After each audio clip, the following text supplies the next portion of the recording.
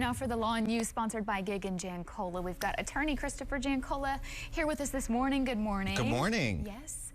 The types of law. I was just asking you, I'm like, do you do landlord and tenant law? What do you cover? What do you not cover? Because there's so many little caveats to what you guys do. There is, yes. I, of course, do our personal injury, workers' comp, Social Security, disability. Mike does our wills, trusts, and estates. We do not do a lot of landlord-tenant law.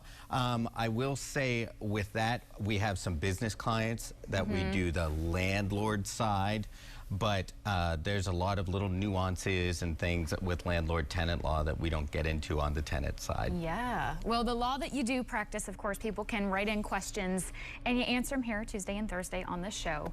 We've got one for you here, Chris. It says, can I work part-time while applying for and on Social Security disability? Okay, well, that is a tricky question, okay? Because a lot of times people come in and they'll say to me, hey, I would like to apply for Social Security disability or SSI. And I'll ask one of the first questions is, are you working or have you worked? Where's the last place you worked? And 99% of the time people are like, I'm not working or I can't work. So that's the easy way to go and apply for it. Then the other thing is that they'll say, yes, I'm working part-time. And I say, okay, and my next question is, how much are you making? Because under the Social Security Administration, every year they change the substantial gainful activity amount. So that's a fancy way of saying how much money are you making while you're working. So if you're making less than $1,620 per month, then you are not engaging in substantial gainful activity.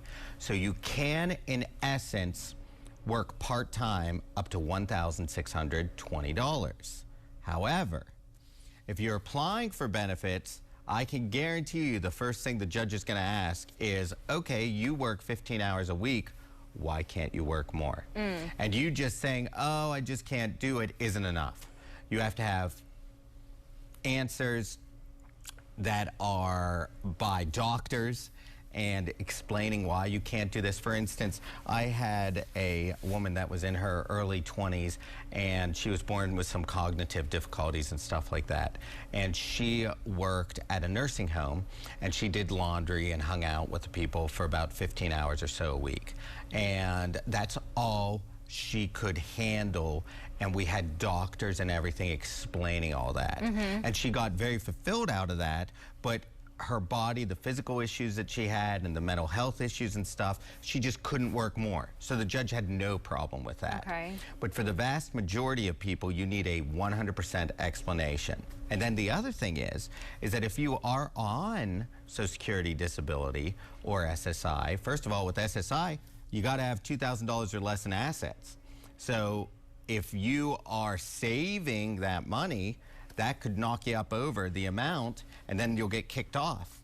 So if you're saving that $1,620 in conjunction with whatever you're getting on SSI, that can kick you off of your benefits. The other thing is that they will look at you again after 2 or 3 years. And I'm finding this more and more with the Social Security Administration because how everything's being redesigned and everything else like that. I've had quite a few people come to me that have been on it for 5, 10 years that now are being looked at. And now you have to justify that you are still disabled. And again, if you're working, even if you're making below that amount, now if you're above that amount by even $1, they'll kick you off automatically. Yeah. Because you have to report your income and everything else like that. So it's tricky. It's tricky. Because is it enough really to live off? No, it's not. So but then you can't really work. Right, exactly. That's why they make that amount, the $1,620. But again, the reverse side is, why can't you work more? And we need good facts, justification for why you can't work more than that, why you can't put more hours in. But you still have to watch that $2,000 cap. Absolutely. If you're on SSI. SSDI, you could have $1 million in the bank account and you're fine. Oh, really? Yeah. Yep. Oh, my goodness. Yeah, lots of little nuances with this.